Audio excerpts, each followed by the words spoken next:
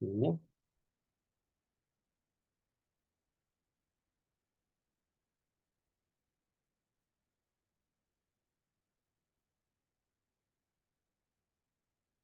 Isso aí.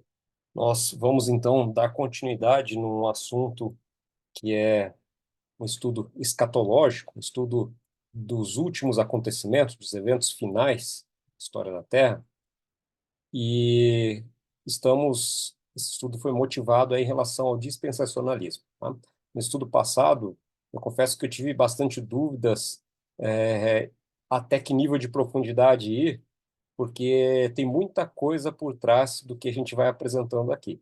Então, me concentrei mais em mostrar que o dispensacionalismo não era bíblico, ou seja, se você fizer uma análise, se você fizer um estudo um pouquinho mais amplo das escrituras, você vai ver que as escrituras não suportam aquilo dali, tá?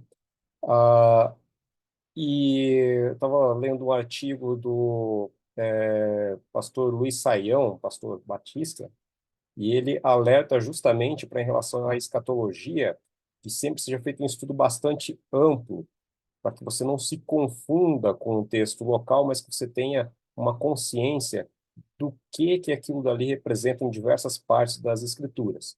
E, por um lado, isso é facilitado pela forma hebraica de se escrever. A gente tem muitas repetições. Então, a mesma coisa vai aparecer de novo e de novo quando você começa a ver esse padrão, que você pode atribuir um significado, mesmo significado para todas as vezes que aquilo acontece, então você começa a ganhar aí uma certa certeza no seu estudo, tá? Eu confesso que eu me sinto ainda com um déficit grande de entender todos os eventos envolvidos aqui, tá? Então, acho que é uma coisa que um humano normal não nasce e morre plenamente satisfeito com a compreensão de tudo aquilo. E especialmente porque a vida espiritual é bastante dinâmica, né? Você tem sempre o seu conhecimento sendo aprofundado. Bom, no estudo de hoje, a gente vai focar aqui o anticristo, Israel e a batalha final. No estudo passado, a gente focou mais na questão do arrebatamento. E, coincidentemente, bem naquela semana, a gente teve o arrebatamento sendo mencionado aí nas notícias, tá? E a guerra entre Israel e o Hamas está em pleno andamento agora também. Nós temos várias batalhas atualmente que continuam motivando o nosso estudo aqui.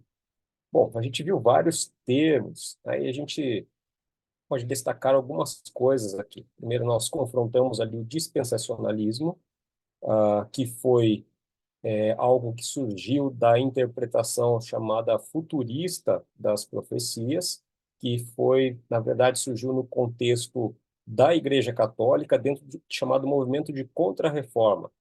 Então, eles queriam rebater uma afirmação dos protestantes e surgiu ali o futurismo. Bom, posteriormente, um movimento de avivamento, onde muitas pessoas na Inglaterra sentiram o desejo de estudar a palavra de Deus, uma dessas pessoas lá, Darby, ele acabou encontrando esse material e acabou desenvolvendo um estudo mais aprofundado e deu uma sistematização maior e chegou aí na interpretação dispensacionalista, tá? Posteriormente, isso foi muito difundido nos Estados Unidos. Ok.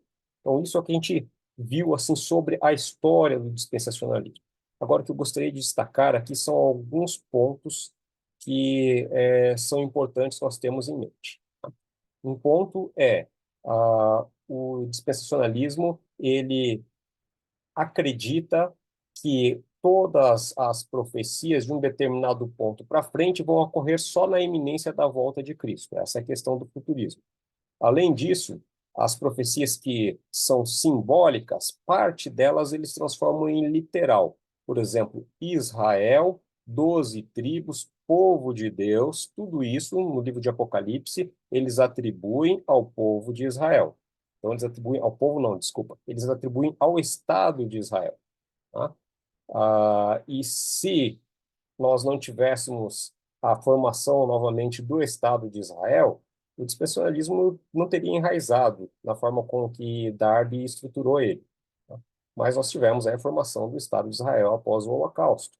E isso contribuiu para que o dispensacionalismo ganhasse maior destaque. Bom, além dessa questão de Israel, tá, nós temos a questão do pré-tribulacionismo. O que é o pré-tribulacionismo?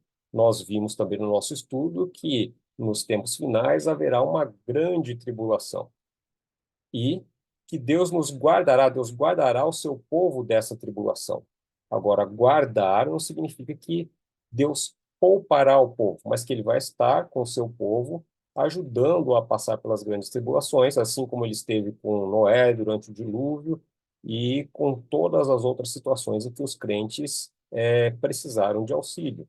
Porém, isso não significa impedir de viver aquele momento ali. Já no dispensacionalismo, acredita-se no arrebatamento secreto, ou seja, os crentes serão em algum momento retirados da terra de uma forma secreta, sem passarem por essa tribulação.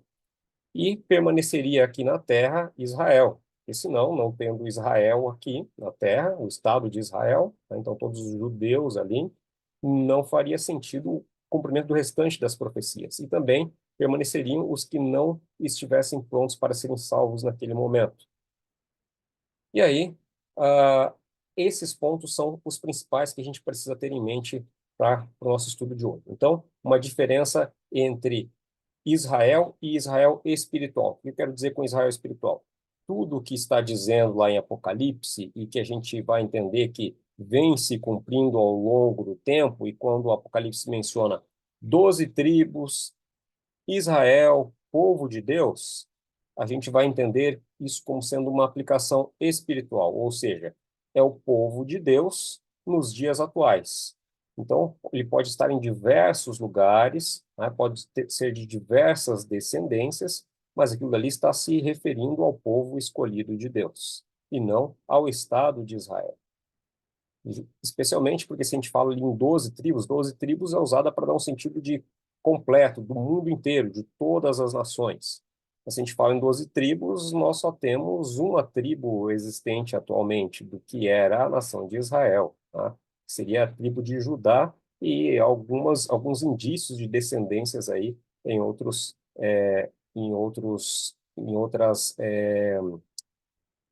nações. Bom, sendo assim, a gente vai seguir para o estudo de hoje, e no estudo de hoje nós vamos analisar a batalha final, uma última batalha que vai ocorrer nessa terra. A batalha, guerra, a gente começa uma tensão aqui no nosso estudo, mas a mensagem aqui é de esperança para nós, ok? Então fique tranquilo que no final das contas a mensagem ela é de esperança. Então nós vamos começar lendo o livro de Apocalipse, capítulo 16, os versos 6 a 12. Show.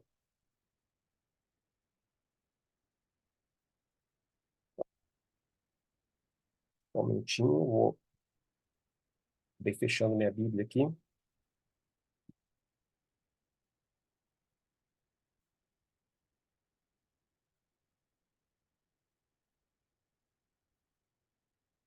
Vamos lá para o livro de Apocalipse,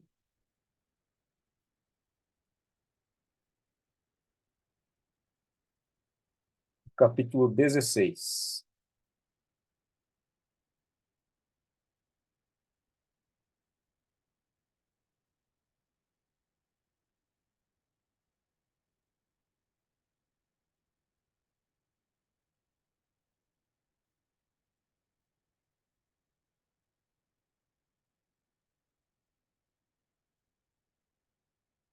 Bom, o contexto que nós estamos tendo aqui nesse capítulo, no capítulo 16, é o contexto do cumprimento das últimas pragas. Então, nós temos ali no livro do Apocalipse 7 pragas que serão derramadas sobre a terra. Nós não vamos entrar no contexto dessas 7 pragas, isso a gente deixa para um outro estudo, mas vamos começar aqui no verso mais adiante, vamos começar no verso 12. E vamos ler do verso 12 em diante. Então, no verso 12, nós lemos: derramou o cesto, a sua taça, o cesto aí no caso se refere a um anjo, seriam os anjos que estão espalhando essas pragas, derramou o cesto, a sua taça, sobre o grande rio Eufrates, cujas águas secaram, para que se preparasse o caminho dos reis que vem do lado do nascimento do sol. Então vi sair da boca do dragão, da boca da besta e da boca do falso profeta três espíritos imundos, semelhantes a rãs, porque eles são espíritos de demônios, operadores de sinais, e se dirigem aos reis do mundo inteiro com o fim de ajuntá-los para a peleja do grande dia do Todo-Poderoso. Aí no verso 15 nós temos ali: Eis que venho como ladrão. Bem-aventurado aquele que vigia e guarda as suas vestes para que não ande nu, e não se veja a sua vergonha. Então os ajuntaram, no caso aí os espíritos imundos, os ajuntaram quem? Os reis que vieram para a batalha, no lugar que em hebraico se chama Armagedon. Agora surge essa palavra aqui, Armagedon, que é uma palavra ah, bastante ouvida em todo o contexto, no sentido de fim dos tempos, de calamidades. Bom, vamos parar por aqui, no verso 16, e vamos analisar esse contexto aqui. Bom, Armagedon, para começar. O Armagedon tem um filme aí, Armagedon, não sei se vocês assistiram, se vocês conhecem, um filme com Bruce Willis. Eu lembro que na época tinha uma música acho que era do Aerosmith, que era uma música que eu gostava, que estava nesse filme aí. Gosto até hoje daquela música, mas isso aí marcou bastante aquele filme com uma mensagem apocalíptica. Nós tínhamos aí um asteroide que queria entrar em choque com a Terra, né, ia dizimar a vida no planeta. Bom, então essa palavra atualmente assumiu esse sentido. Tá? Bom, essa palavra, ela, do hebraico aí, tem um significado interessante. Ela é composta por essas duas palavras que romanizadas, elas ficam escritas dessa forma, tá? Ar e Megido. Ar significa monte ou montanha, e Megido é o nome de uma cidade que existe até hoje lá em Israel. Bom, aonde que fica essa cidade? Agora eu vou pedir licença para sair um pouquinho aqui da minha apresentação e vamos lá para o Google Maps. Vamos dar uma olhadinha nesse, nessa localidade aí. Eu vou compartilhar com vocês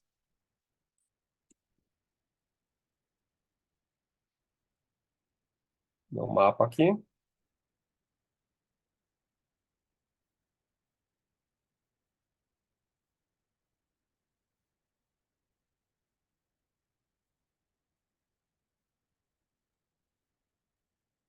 Só uma observação que não tá caro, olha lá, ir para Israel agora. Pois é, né? Por que será? E mas até pouco tempo estava melhor ainda, que até pouco tempo o governo trazia você de graça, né? É, verdade. Para Gaza está mais barato ainda.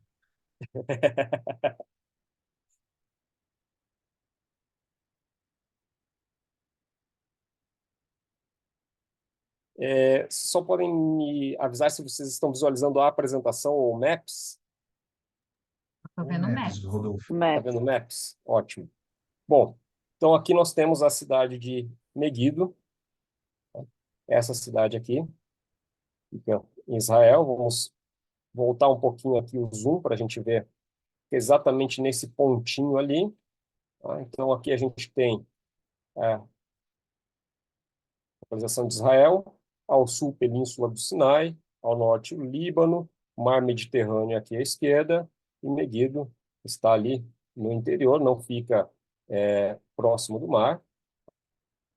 Bom, mas ali tem a palavra monte, né? Ar Megido, monte ou montanha de Megido.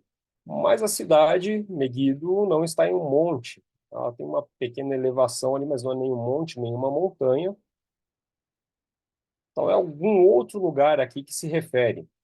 mas deve ser algum lugar que geograficamente existe, já que a cidade existe. Mas se a gente notar bem a Bíblia, nós temos sempre descrição de algum lugar geográfico com base em alguma cidade próxima. Por exemplo, o Mar da Galileia, que também é chamado de Mar de Tiberíades, e assim por diante. O mar está próximo daquela cidade. Então, significa que isso deve se referir a algum monte na proximidade de Meguido. Existem aqui alguns montes nessa proximidade. Tá? Então, essa batalha, a qual se refere ali, deve estar nessa região aqui. Mais especificamente, Meguido fica em um vale, fica no chamado Vale de Jezreel. Então, aqui, o Vale de Jezreel, tá? Marcado aqui nessa posição, queria ver se ele... Aí, beleza, isso aqui que eu queria ver. O Vale de Jezreel é formado aqui, definido por toda essa região que está marcada aqui. Então, em algum lugar aqui nesse vale é esperado que ocorra essa batalha. E a partir dessa noção aí geográfica, vamos agora dar uma olhada sobre o que a teologia dispensacionalista ela diz sobre isso. Então, vamos voltar agora lá para a apresentação.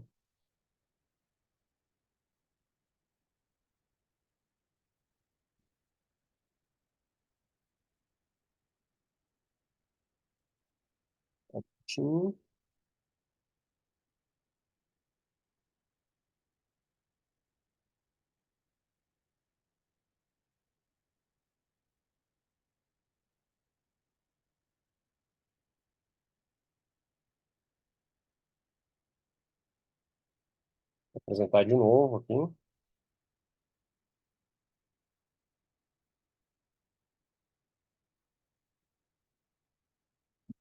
Esse vale ali, Vale do Jezreel, é um vale assim, lugar bom para morar. Na verdade, um lugar que existem batalhas desde a Idade do Bronze e até os dias de hoje. Um lugar que está vendo constantes conflitos. E existe até esse livro aqui, As Batalhas do Armagedon, onde o autor ali, o Eric Klein, ele faz um catálogo das guerras que ocorreram lá, e tem mais de 30 batalhas importantes aí que ocorreram ali no Vale do Jezreel. Então, batalha e Vale do Jezreel não é nada de novo. Diversas batalhas aconteceram por lá, muitas vidas foram perdidas lá nesse vale, ou seja, é um lugar que já tem uma tradição de batalhas. E aí a visão dispensacionalista sobre tudo isso, lembrando que eles acreditam que Israel, ou as 12 tribos, ou o povo de Deus, ali no livro de Apocalipse, refere-se ao Estado de Israel como nação. A visão é o seguinte: bom, vai acontecer uma grande guerra contra Israel. Vocês lembram lá que mencionavam os reis vindo do Oriente. Tá? Bom, acredita-se então que um grande líder mundial vai surgir e vai estabelecer a paz para Israel em algum momento. E isso daqui é necessário para que haja concordância aí com o que o restante da Bíblia diz acerca do fim dos tempos. O apóstolo Paulo, nas epístolas, ele diz que quando tudo estiver em paz, é que então sobrevirá a destruição. Então precisa haver paz antes do fim. Então, um grande líder mundial deve surgir e estabelecer a paz para Israel e para o mundo. Só que esse grande líder ele vai em algum momento se revelar como sendo o anticristo e vai começar a perseguir o povo de Deus. E se vocês lembram do estudo passado, tinha aquela questão lá dos 7 anos. Então, por 3 anos e meio, que é uma questão de pegar uma profecia que estava lá atrás, que a gente entende que já se cumpriu pela visão historicista, e colocar para frente. Nos primeiros 3 anos e meio, teremos paz. Porém, o anticristo vai se revelar ao final desses 3 anos e meio, e então o povo de Deus vai passar a ser perseguido pelo anticristo. E então, nesse período, os judeus vão reconhecer Jesus como Messias. Os judeus tiveram uma segunda chance para aceitar Jesus como Messias e vão aceitar nesse período. E Cristo, então, vai retornar, vai derrotar o anticristo e vai reinar na terra por 1000 anos. Jesus vai estabelecer um reino aqui na terra, e esse reino vai durar 1000 anos. E após esses 1000 anos, então, é que se concretizará aí o juízo final e o fim de todo o mal. E aqui, após esse período aqui, então, nós teremos uma nova terra, nós teremos aí um novo mundo, né, livre de pecado. Então, essa daqui é a visão dispensacionalista do fim dos tempos. É isso que eles enxergam lendo essas passagens que nós acabamos de ver aqui. E a gente viu, por enquanto, ali, olhando na passagem, diversos termos estranhos que a gente não consegue levá-los ao pé da letra, né? Por exemplo, espíritos em formas de rãs saindo da boca do falso profeta, da besta, são termos complicados de você levar eles de forma literal, tá? Porém, a interpretação dispensacionalista, quando chega em relação ao Armagedon, leva isso ao pé da letra. Então, naquela região, vai acontecer uma grande batalha, uma grande guerra em algum determinado momento, vai ser uma guerra contra Israel. Bom, eu optei por, nessa parte do estudo aqui, mostrar um pouco do que eu acredito, do que eu acho como sendo verdade, e não só como da outra vez eu foquei mais em mostrar o dispensacionalismo não sendo bíblico.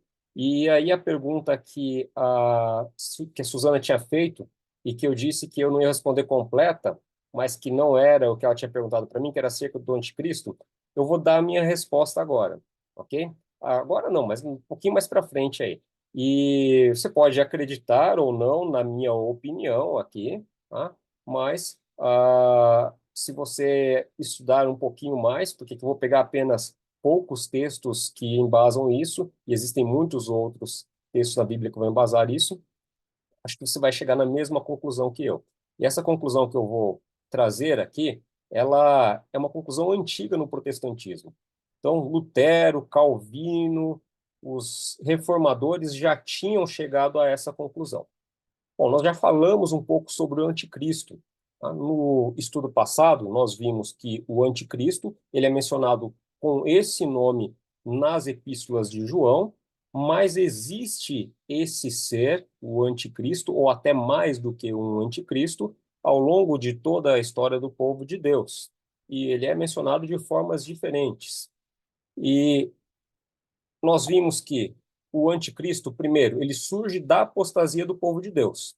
Então, não é um inimigo externo, é alguém que surge de dentro do povo de Deus, é interno. Segundo, ele se volta contra tudo o que é de Deus. Então, tudo que é de Deus, o anticristo se manifesta contra. Terceiro, ele usurpa o lugar de Deus. Então, ele toma o lugar de Deus para si mesmo em relação à humanidade. Quarto, ele só será destruído com a segunda vinda de Cristo. Então, todos esses pontos aqui nós vimos no estudo passado. E tem um ponto interessante aí sobre o anticristo, o termo anticristo, e nós temos essa pintura aqui de 1505, que eu acho que ela representa bastante isso. É muito bem feita essa pintura. Então, aqui, aonde vocês enxergam o anticristo nessa pintura? Podem responder aí, podem arriscar responder. Como ele está ali? Note que nós temos aqui um ser com um chifre, tá? E nós temos um outro ser aqui na frente. Se você olhar rápido para essa imagem que está aqui na frente, ela vai te lembrar de Jesus, da imagem que a gente tem de Jesus, né? Do Cristo. Mas se você olhar com mais cuidado, você vai ver que não tem nada a ver com as outras representações artísticas de Jesus. Te lembra, mas não é. E quando você olha agora aqui atrás, você tem a ideia medieval do demônio, de Satanás. E aqui a gente tem o braço de Satanás, que parece ser o braço do anticristo. Então quer dizer que eu tenho aqui alguém que lembra Cristo e que ele age como se fosse Cristo, ou seja, ele age colocando-se no lugar de Cristo, porém com esse personagem aqui controlando ele, com esse personagem por trás dele. E é bem essa ideia que a gente vai encontrar aqui. Então, nós vamos encontrar diversas vezes no livro de Apocalipse a palavra dragão. Ela vai se referir a Satanás. O próprio livro de Apocalipse vai deixar isso claro. Dragão, a antiga serpente, é diabo, o Satanás. Okay? Toda vez que a gente falar em termo dragão, vai ser Satanás. E o anticristo é alguém que vem se colocar como Cristo. Então ele vai se colocar como uma pessoa boa, vai fazer, vai operar coisas extraordinárias, milagres, como a gente viu também no estudo passado. Porém, quem está controlando seus movimentos não é Deus. Bom, se a gente for lá para o livro de Daniel, no capítulo 7, nós temos o anticristo aparecendo lá também, e lá ele é chamado de chifre pequeno. Vamos entender um pouquinho esse contexto. Então, se você puder abrir sua Bíblia no livro de Daniel, no capítulo 7, e vou começar aqui no verso 7. Antes da gente ler o que está escrito no verso 7, eu quero contextualizar o que tinha antes aqui, mas de forma rápida. Daniel teve uma visão, e nessa visão ele viu 4 animais. Primeiro animal, segundo animal, terceiro animal. Esses 3 primeiros animais ele conseguiu associar com animais que ele conhecia. Então nós temos leão, urso, leopardo, só que tem sempre algo de estranho aí nesses animais também, alguma característica marcante nesses animais. Mas o quarto animal é algo muito diferente. O que cada um desses animais vai simbolizar? E a explicação é dada por um anjo a Daniel aqui para frente. Vai simbolizar um reino que dominou sobre o povo de Deus em algum momento. E o primeiro reino é o reino da Babilônia. E aí a gente, seguindo a história e todas as outras profecias, a gente vê que na sequência vem o reino medo-persa. Então, os medos e os persas unidos conquistaram a Babilônia e dominaram aquela região. Depois, passou o seu domínio e veio a Grécia, Alexandre o Grande, que dominou uma grande extensão e dominou também a região da Babilônia, que era onde Daniel estava no momento dessa visão. Tá? Posteriormente veio o Império Romano, e o Império Romano fez muito diferente dos outros impérios. Tá? E o Império Romano, ele casa com este quarto animal. Vamos ler então no capítulo 7, verso 7. Depois disso, eu continuava olhando nas visões da noite, e eis aqui o quarto animal, terrível, espantoso e sobremodo forte, o qual tinha grandes dentes de ferro. Ele devorava e fazia em pedaços e pisava aos pés o que sobejava. Era diferente de todos os animais que apareceram antes dele, tinha 10 chifres. Estando eu a observar os chifres, eis que entre eles subiu um outro pequeno, diante do qual 3 dos primeiros chifres foram arrancados. E eis que nesse chifre, vamos nos concentrar apenas no chifre pequeno agora. Eis que nesse chifre havia olhos, como os de homem, e uma boca que falava com insolência. Bom, posteriormente, Daniel vai ter auxílio do anjo também ali e vai identificar este chifre como sendo um reino. Então, nós temos no verso 17 a explicação que o anjo dá. Estes grandes animais, que são 4, são 4 reis que se levantarão da terra. Mas os santos do Altíssimo receberão o reino e o possuirão para todo sempre, de eternidade em eternidade. Então, tive o desejo de conhecer a verdade a respeito do quarto animal. Isso está no verso 19. Vou pular um pouquinho para frente aqui. No verso 20, Daniel pergunta sobre os 10 chifres, tá? E também tinha curiosidade sobre o chifre pequeno. E ele diz ali, eu olhava, no verso 21, eu olhava e eis que este chifre, o chifre pequeno, fazia guerra contra os santos e prevalecia contra eles. Até que veio o ancião de dias que fez justiça aos santos e veio o tempo em que os santos possuíram o reino. Então aqui a gente tem o anticristo sendo representado por esse chifre. Esse chifre então vai representar também um reino. se nós lemos o verso 24, a gente tem a explicação, então, dada pelo anjo. Os 10 chifres correspondem a 10 reis que se levantarão daquele mesmo reino. Então, de Roma, que seria esse quarto animal, se levantarão 10 chifres. A gente tem a ramificação do Império Romano. O Império Romano, como existia, não existe mais. E depois deles se levantará outro, o qual será diferente dos primeiros, e abaterá a 3 reis. Bom, a partir daqui, eu já vou adiantar agora qual foi a conclusão que os reformadores chegaram quanto ao anticristo nos nossos dias, nos tempos de hoje. Nós temos um poder diferente dos reinos que surgiu do Império Romano. E o que nós temos surgindo do Império Romano? No Império Romano, nós temos surgindo a igreja, não a igreja cristã como ela era, mas a institucionalização da igreja dentro do Estado e o poder político dado à igreja. Então, nós temos ali com Constantino a oficialização do cristianismo como uma religião do Estado, e a partir de então, nós temos poder político dado à igreja. Agora a gente vai notar que esse mesmo anticristo descrito aqui, ele vai aparecer de novo lá no Apocalipse. A gente tem muito mais detalhes lá no Apocalipse. Então vamos lá para o livro agora de Apocalipse. Eu já abro para vocês falarem, tá? Deixa eu só terminar de expor aqui alguns pontos. Se a gente for lá para o livro de Apocalipse, agora nós vamos para o capítulo 13. Aqui João está tendo uma visão e ele diz: vi emergir do mar uma besta que tinha 10 chifres e 7 cabeças, e sobre os chifres 10 diademas, e sobre as cabeças nomes de blasfêmia. A besta que vi era semelhante a leopardo, com pés de urso e boca de leão. Poxa, o Daniel tinha visto esses animais aí, tá?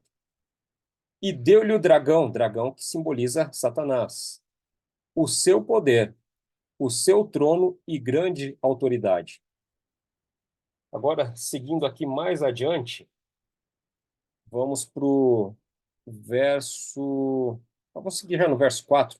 E adoraram o dragão, porque deu a sua autoridade à besta. Também adoraram a besta, dizendo: quem é semelhante à besta? Quem pode pelejar contra ela?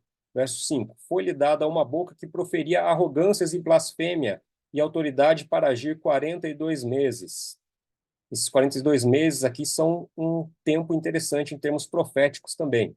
E abriu a boca em blasfêmias contra Deus para lhe difamar o nome, difamar o tabernáculo, a saber, os que habitam no céu. Foi-lhe dado também que pelejasse contra os santos e os vencesse. Deu-se-lhe ainda autoridade sobre cada tribo, povo, língua e nação.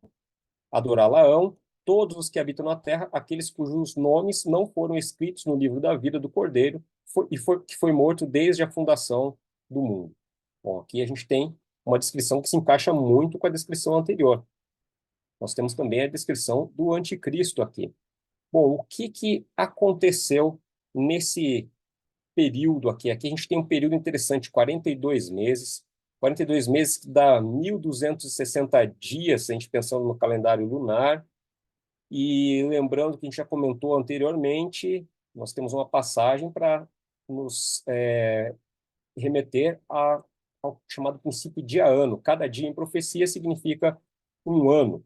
Tá? Uma profecia simbólica, cada dia vai significar um ano. Isso está em toda a literatura apocalíptica. Toda a literatura que foi escrita naquela época tinha essa tradição lá em Israel e usava essa simbologia. E, curiosamente, nós tivemos aí o estabelecimento do poder papal, e desde o seu estabelecimento, em 500 e alguma coisa depois de Cristo, até 1700 e alguma coisa, o papado ele teve autoridade sobre todos os reinos. Então, os reinos da Europa, os reis, ao assumirem o trono, eles buscavam a bênção do Papa. Nesse período, o papado dominou sobre toda a Europa na Idade Média, perseguiu todos aqueles que ele achava que devia perseguir. Ou seja, todos que iam contra as coisas que colocava. Todos os que iam contra, ele perseguia. Tá? Então, o que é colocado como sendo o anticristo desde lá do início da Reforma Protestante, é o papado. Não é um papa, não é uma pessoa, mas é uma instituição. O que aconteceu em 1700 e alguma coisa, quando terminaram esses 1260 anos? Napoleão Bonaparte aprisionou, invadiu o Vaticano, invadiu Roma, aprisionou o Papa, e o Papa acabou morrendo na prisão. Porém, a gente vai ler em outros lugares aí que essa besta ela seria ferida, mas a ferida seria curada. Ou seja, o anticristo não ia morrer ali, ia sofrer uma ferida mortal, mas ia ser curado. E isso aconteceu aí mais especificamente com Mussolini, que restabeleceu o Vaticano, pelo menos uma porçãozinha do que era o Império Romano, sob o poder político papal. Bom, isso é o que todos os protestantes tradicionais enxergaram desde tempos remotos, tá? O papado como sendo o anticristo, esse poder como sendo o anticristo, tá? Já na visão dispensacionalista, o que é o anticristo? É alguém que ainda vai vir, e esse alguém que vai vir, ele vai ter tudo a ver com Israel, porque ele vai trazer a paz para Israel.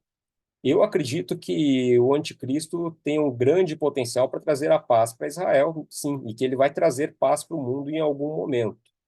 Mas é, a gente tem tudo aqui combinando para indicar que o anticristo é uma pessoa e não o Messias esperado pelos judeus, que é uma das possibilidades que alguns grupos dispensacionalistas colocam. Então seria um israelita, seria um judeu, esse anticristo, tá? E seria um líder muito carismático que traria paz para o mundo, e aí ele seria ateu.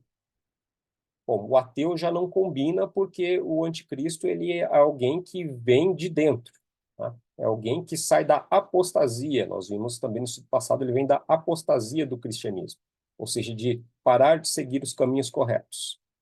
Depois, também existe a possibilidade, existem correntes dispensacionalistas que apontam qualquer outro líder mundial como sendo possível anticristo, tá? Só o poder papal é que acaba não se encaixando porque ainda está para vir esse anticristo, mas não é nada do que foi conhecido até agora. Então é aquela história da profecia ser futurista, tá? Bom, conversamos sobre o anticristo, mas para a gente entender bem aquele contexto, é bom que a gente dê uma conversada também sobre o que a gente tinha. Primeiro, a representação do chifre pequeno, depois a representação da besta que sai da água, e aqui veio um ponto importante para se comentar. Saindo da água, lembra que na profecia ali, no caso da batalha do Armagedon, falou sobre o secamento do rio Eufrates. Então, a gente tem água se secando. O que simboliza água na literatura apocalíptica, nas profecias apocalípticas? Tem o significado de povos, de multidões, de muitas pessoas. Então, se ela sai da água, ela está saindo de onde há muitas pessoas. E a igreja, onde está a igreja nisso? Vamos lá agora para Apocalipse, capítulo 12. Vamos para o livro de Apocalipse, capítulo 12, verso 1. Nós lemos ali: Viu-se grande sinal no céu, a saber, uma mulher vestida do sol, com a lua debaixo dos pés, e uma coroa de 12 estrelas na cabeça. Então, nós temos uma mulher vestida do sol, que deve estar reluzente, bem arrumada, e um detalhe importante, que, achando-se grávida, grita com as dores de parto, sofrendo tormentos para dar à luz. Viu-se também outro sinal do céu. Então começou falando sobre uma mulher, agora vai falar sobre outra coisa. E eis um dragão grande, vermelho, com 7 cabeças, 10 chifres, e na cabeça 7 diademas. Opa, a gente já viu essa figura, né? A besta que saiu da água. Agora eu vou passar para o verso 5. Nasceu-lhe, pois, um filho varão. Isso se refere à mulher de novo. Que há de reger todas as nações, com cetro de ferro. E o seu filho foi arrebatado para Deus até o seu trono. Era uma mulher, teve um filho, e esse filho há de reger todas as nações e foi arrebatado para Deus até o seu trono. Bom, aqui a gente tem Cristo, né? Cristo nasceu, foi arrebatado, não está mais aqui. E o que que seria a mulher aqui? A mulher, a gente tem vários indícios para definir ela como sendo a igreja. E Cristo foi arrebatado e ficou a sua igreja aqui na terra. A igreja permaneceu. Então, nós temos o que aconteceu com a mulher. A mulher, porém, fugiu para o deserto, onde lhe havia Deus preparado lugar para que nele a sustentem durante 1.260 dias. Agora vem aquele prazo ali, que é o prazo em que os cristãos que não seguiam o magistério da Igreja Católica eram perseguidos, assim como qualquer outra religião era perseguida pelo governo papal. A gente teve ali na Idade Média, Inquisição e tudo mais, um período sombrio. Então aqui a gente tem a mulher que representa a igreja e o seu filho representa Cristo. Seguindo lá para o verso 13, nós vamos ler: Quando, pois, o dragão se viu atirado para a terra, perseguiu a mulher que dera à luz o filho varão. Então nós temos aqui a perseguição de Satanás contra a igreja. E foram dadas à mulher as duas asas de uma grande águia para que voasse até o deserto, ao seu lugar, aí onde é sustentado durante um tempo, tempos e metade de um tempo. Um tempo seria um ano, tempos seriam 2 anos e metade de um tempo, metade de um ano, que vai voltar àquele número de dias, que é o tempo em que a igreja cristã foi perseguida de dentro dela mesma, né? Ou seja, o poder papal que veio da própria igreja, ou seja, alguém de dentro perseguindo a igreja, perseguindo cristãos que pensavam de uma forma diferente, que pensavam, na verdade, baseavam seus estudos apenas nas escrituras e não na autoridade daquele poder que foi estabelecido. Bom, aí nós temos aqui no verso 17 ainda: Irou-se o dragão contra a mulher e foi pelejar com os restantes da sua descendência, os que guardam os mandamentos de Deus e têm o testemunho de Jesus, e se pôs em pé sobre a areia do mar. E aí para de falar na mulher. Tudo que a gente tem aqui sobre a mulher é isso, até que vai voltar um pouco mais adiante falar sobre a mulher. Bom, se nós seguimos um pouquinho mais adiante, Apocalipse 17, agora vai aparecer novamente a mulher. E aqui eu gosto de pensar como sendo a mesma mulher. Tá? É a igreja cristã que está aparecendo aqui. E aqui vai mostrar o que aconteceu com a igreja cristã. Só que se você pensar dessa forma que eu estou colocando aqui, você pode se assustar um pouco. Poxa, mas a igreja cristã está desse jeito? Vamos lá, vamos ver o que significa isso, o que nós temos aqui. Então, Apocalipse 17, do verso 1 ao 7. Veio um dos 7 anjos que tem as 7 taças e falou comigo, dizendo: Vem, mostrar-te-ei o julgamento da grande meretriz que se acha sentada sobre muitas águas. Poxa, que falou de uma mulher meretriz, uma prostituta, que está sentada sobre muitas águas. Aquela primeira mulher que nós vimos, ela era pura, tá? Com quem se prostituíram os reis da terra, e com o vinho da sua devassidão foi que se embebedaram os que habitam na terra.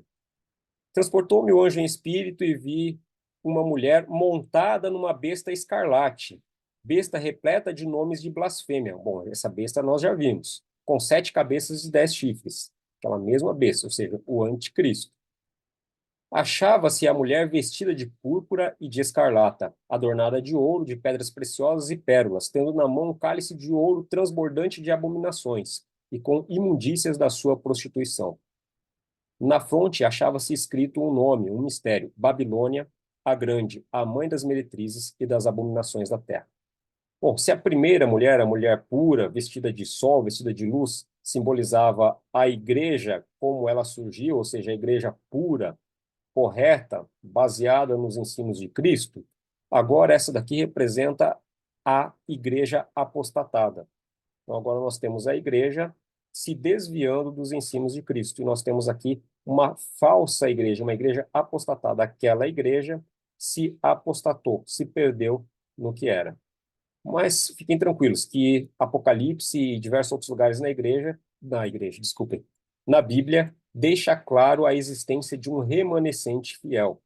Então sempre vai existir esse remanescente fiel, que é o povo de Deus, que é quem guarda os mandamentos e tem o testemunho de Jesus. Bom, tendo isso aí em mente, a gente pode agora partir em direção à nossa batalha, a batalha do Armagedon. Mas ao invés de chegar já no capítulo 16, a gente vai primeiro para o capítulo 14 de Apocalipse. No capítulo 14, a gente vai ver uma coisa interessante. Vamos começar lendo lá o verso 1 do capítulo 14. Capítulo 14 de Apocalipse, verso 1, nós temos João dizendo assim: Olhei e eis o Cordeiro em pé sobre o monte Sião. Armagedon, monte Sião aqui, são dois montes, então. E com ele 144 mil. 144 mil é um número interessante, e no judaísmo existe bastante significado, mas a gente não vai discutir sobre quem são essas pessoas, só é interessante a gente notar que aqui a gente tem 12 vezes 12, a gente tem um significado aí de plenitude, tendo na fronte escrito o seu nome e o nome do seu pai. Então a gente tem ali um ajuntamento também, tá? Um ajuntamento de pessoas próximo ao Cordeiro. Cordeiro aqui é Cristo. Então, nós temos, da mesma forma que havia um ajuntamento lá, no caso do Armagedon, dos reis da terra, nós temos aqui um ajuntamento junto com o Cordeiro, junto com Cristo. Agora eu vou seguir mais para frente aqui, o verso 6. Aqui no verso 6, capítulo 12, aliás, capítulo 14, verso 6, nós lemos: Vi outro anjo voando pelo meio do céu, tendo o evangelho eterno para pregar aos que se assentaram, os que se assentam sobre a terra, a cada nação e tribo e língua e povo. Então aqui tem um anjo voando e esse anjo vai trazer uma mensagem. Depois tem um outro anjo que vai trazer uma outra mensagem. Tem um terceiro anjo que vai trazer outra mensagem. São três anjos. Lá em Apocalipse 16, a gente leu três espíritos imundos. Tá? Aqui nós temos três anjos, três seres celestiais. E aí o primeiro, ele traz uma mensagem que é: temei a Deus e dai-lhe glória, pois é chegada a hora do seu juízo. E adorai aquele que fez o céu e a terra e o mar e as fontes das águas. Essa é a mensagem do primeiro anjo. O segundo anjo vai trazer a seguinte mensagem: agora lembrem-se de quem que é a Babilônia. A Babilônia era aquela mulher prostituta, era a igreja apostatada. Caiu a grande Babilônia, que tem dado a beber a todas as nações do vinho da fúria da sua prostituição. Então, o primeiro conclama o temor a Deus, o segundo diz que Babilônia caiu, e a terceira voz, o terceiro anjo, a terceira mensagem angélica, vai proclamar, isso daqui vai estar no verso 9, verso 9 até o verso 12. Se alguém adora a besta e a sua imagem, recebe a sua marca na fronte ou na mão, também esse beberá do vinho da cólera de Deus, preparado sem mistura, do cálice da sua ira, será atormentado com fogo e enxofre diante dos santos anjos e na presença do Cordeiro. A fumaça do seu tormento sobe pelos séculos dos séculos e não tem descanso algum, nem de dia nem de noite, os adoradores da besta e da sua imagem, e quem quer que receba a marca do seu nome. Aqui está a perseverança dos santos, os que guardam os mandamentos de Deus e a fé em Jesus. Então, o segundo e o terceiro não trazem notícias boas para a besta, tá? Para o poder que nós estamos estudando aqui.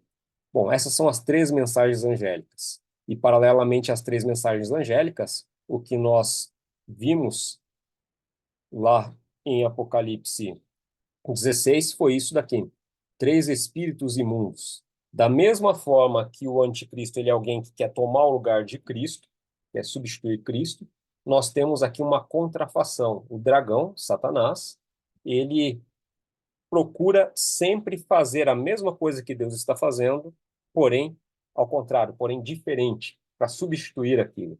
Nós tínhamos três anjos e aqui, Satanás, nós temos três espíritos imundos. Agora, quem é que vai levar essas três mensagens angélicas? Os cristãos é que levam essas mensagens, não são anjos que vêm e que vão proclamando. Os cristãos têm proclamado essas mensagens já há tempo. Ah, os três espíritos imundos, quem que vai conclamar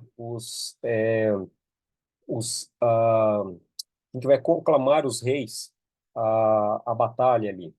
Vão ser aqueles que fazem, que atuam de acordo com a besta, de acordo com esse poder que nós temos aí. Bom,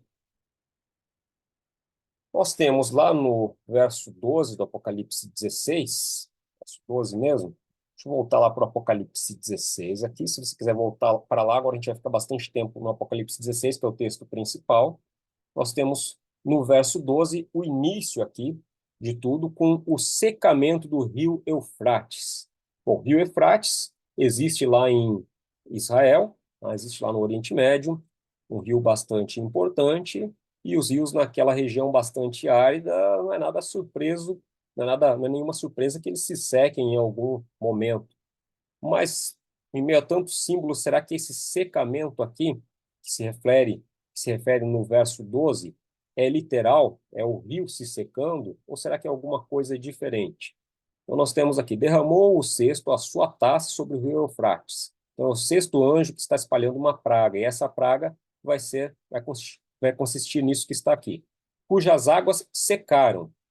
Para que se secaram? Para que se preparasse o caminho dos reis que vem do lado do nascimento do sol, ou que vem do Oriente. Bom, como que a gente vai entender isso daqui, o secamento do rio Eufrates? Em sendo uma profecia simbólica, eu acho que a gente tem que verificar a possibilidade de simbologia em tudo. Bom, o que que é o rio? O que já houve de secamento do rio Eufrates no passado? Porque, em geral, a gente vai ter uma referência ao que aconteceu no passado, para representar algo que vai acontecer no futuro. Bom, nós temos uma referência muito interessante que aconteceu na conquista de Babilônia por Ciro. Então, na queda do Império Babilônico e a conquista pelos Medo-Persas, o que aconteceu é o seguinte: Babilônia ficava sobre o rio Eufrates, o rio Eufrates cortava a Babilônia, e isso era ótimo para a cidade. A cidade era extremamente fortificada, e no momento da conquista de Babilônia, os Medo-Persas cavaram um desvio e desviaram as águas de Babilônia e entraram ali pelo rio. Então nós temos o rio Eufrates secando na conquista de Babilônia. Peraí, Babilônia apareceu na profecia, tá? E rio Eufrates também. E rio Eufrates secando ainda. O que vai significar isso? Significa que o que está acontecendo é remover as águas que sustentam a Babilônia. Babilônia, nós vimos que é a mulher, a igreja apostatada. Tá? E o que é essa água? A água nós vimos que simboliza povos. Se nós formos para essa passagem aqui, Apocalipse 17, nos versos 15 a 17, a gente vai ter o próprio anjo dando uma explicação sobre isso. Então, Apocalipse, capítulo 17, no verso 17, desculpa, antes aqui, no verso, eu não estou conseguindo enxergar a apresentação e ver a minha Bíblia aqui ao mesmo tempo, verso 15, isso. Então, lá no verso 15, falou-me ainda, o anjo que falou: as águas que viste, onde a meretriz está assentada, são povos, multidões, nações e língua. Então, são aqueles povos, são aquelas pessoas que estão dando suporte à meretriz. Então, estão dando suporte à igreja apostatada. Os 10 chifres que viste e a besta, esses odiarão a meretriz e farão devastada e despojada, e lhe comerão as carnes e a consumirão no fogo, porque em seu coração incutiu Deus que realizem o seu pensamento, o executem a uma e deem à besta o reino que possuem até que se cumpram as palavras de Deus. Bom, o que acontece aqui nesse contexto? Tá? Então nós temos as águas do rio Eufrates simbolizando o que sustenta a meretriz, tá? Desaparecendo, secando, ou seja, todo o apoio que era dado para esse poder vai ser retirado. A gente não sabe como isso vai acontecer, não fazemos ideia, mas a profecia é essa, de que todo o apoio que sustenta esse poder, primeiro de tudo, a gente pode concluir que esse poder ele vai recuperar o seu domínio, porque atualmente nós não enxergamos no modelo papal, na autoridade papal, uma grande influência, tá? Mas a gente entende que vai haver uma grande importância novamente para o anticristo, tá? E que em algum momento vai ser esvaziado esse suporte.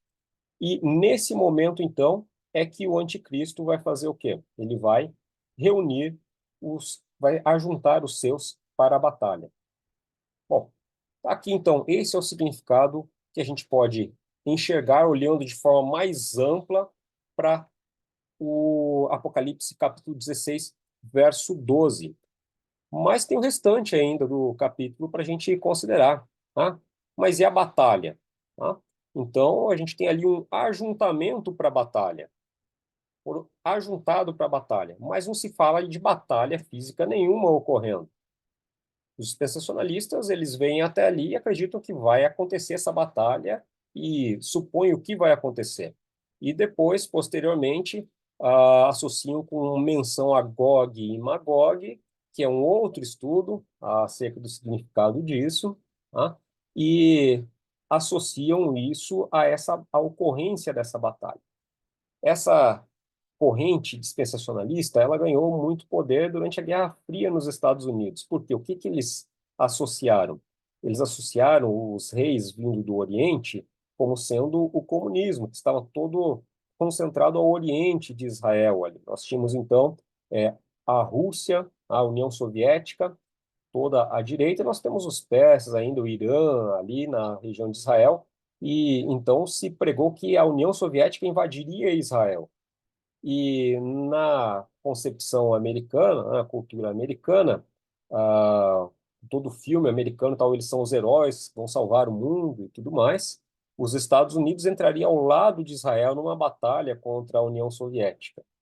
E isso rendeu muita coisa, filmes e livros, rendeu bastante aí no contexto da cultura americana e rendeu bastante auxílio dos Estados Unidos, bastante engajamento político dos Estados Unidos junto com Israel. É uma questão cultural aí que ocorreu. Mas não fala da batalha, aqui fala do ajuntamento para a batalha.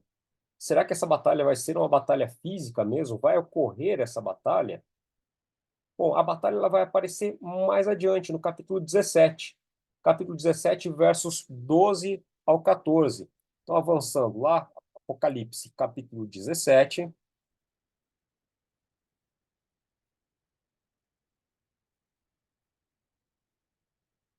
versos 12.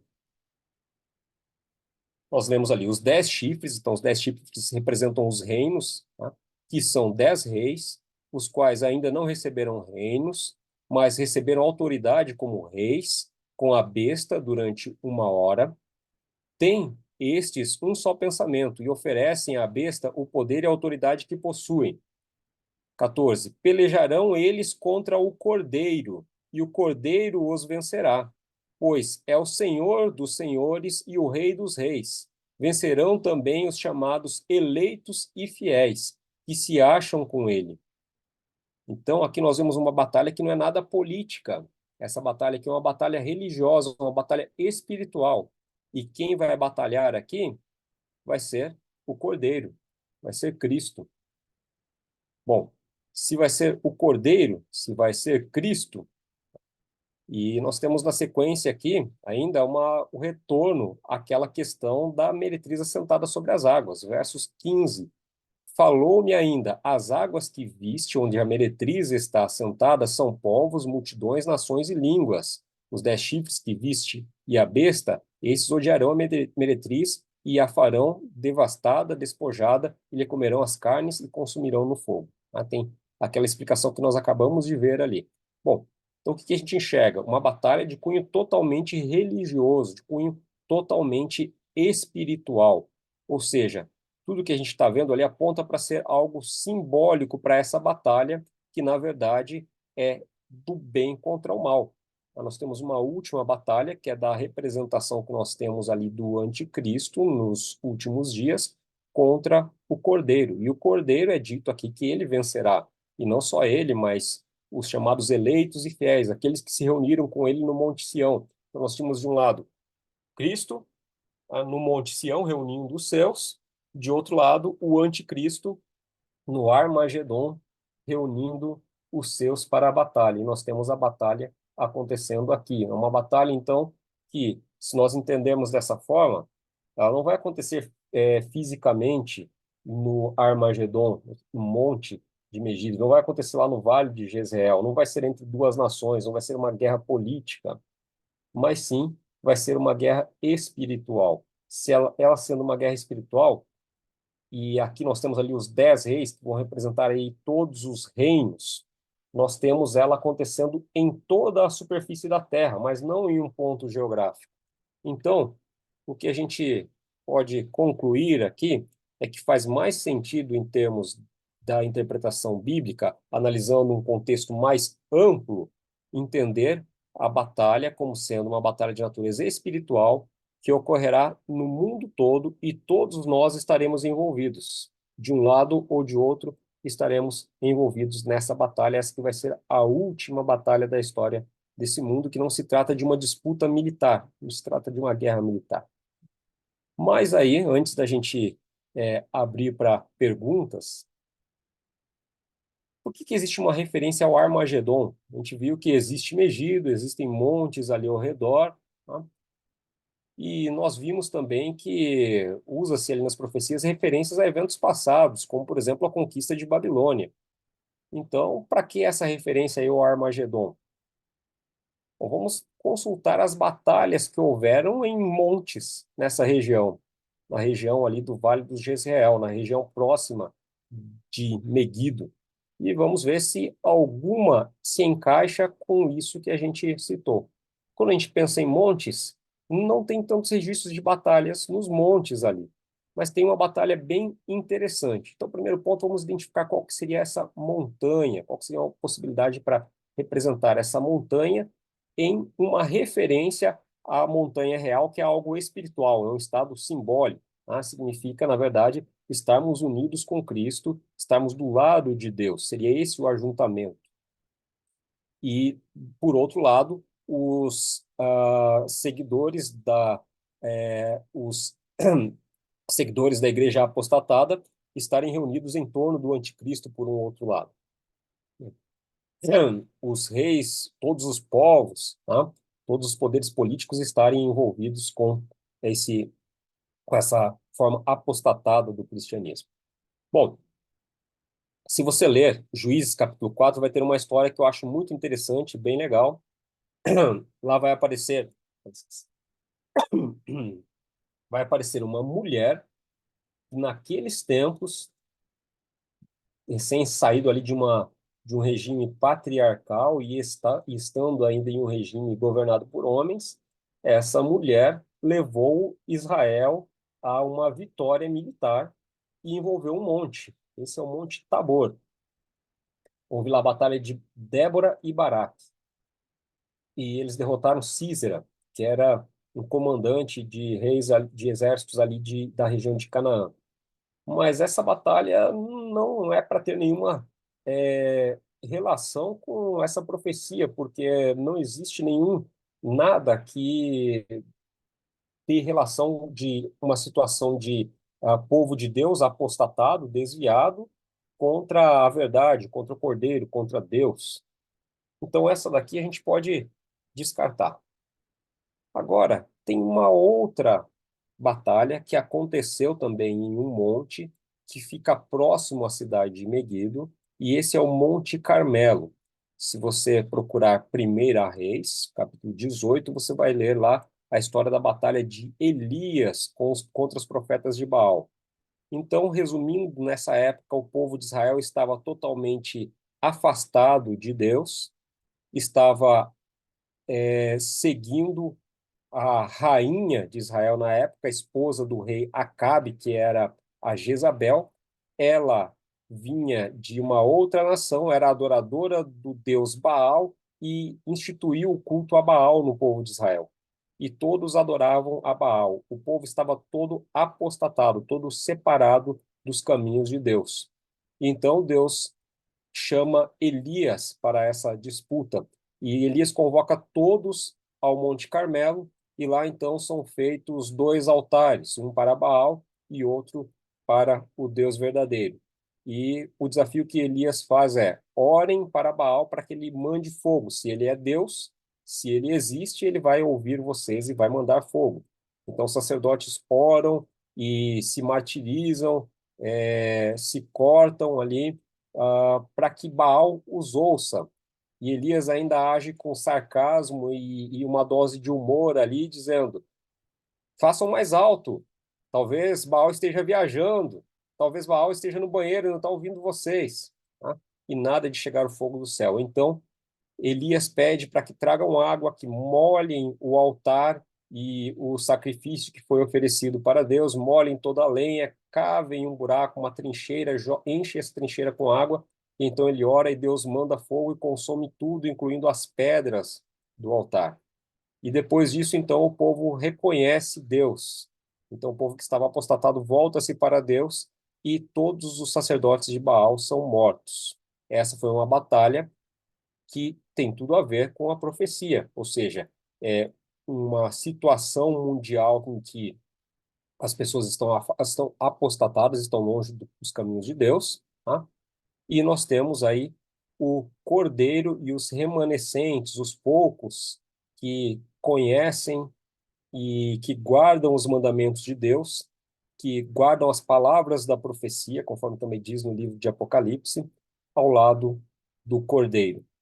Então, essa batalha aqui, ela se encaixa muito bem com o que é descrito como sendo a última batalha, uma batalha também de cunho espiritual. E aí, a gente entende que realmente o Armagedon não é um lugar físico, não é lá no Vale do Jezreel que vai acontecer essa batalha, mas ela é uma batalha que vai envolver, da mesma forma que a batalha de Elias envolveu toda a nação de Israel, vai envolver toda, todos os seres humanos da terra, vai se espalhar por todas as nações e não vai estar concentrada lá no Vale do Jezreel. A gente tem a imagem do altar de Elias.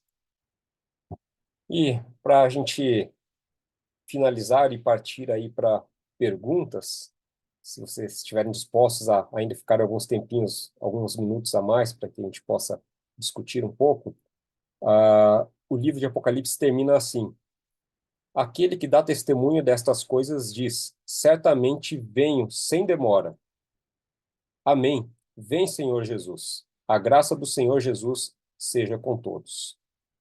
A nossa esperança é que com a vinda do Cordeiro nós tenhamos aí o fim de todas as batalhas, de todo o sofrimento desse mundo e que não vai mais haver dor, não vai mais haver mal após esse evento. É um evento que todo olho o verá.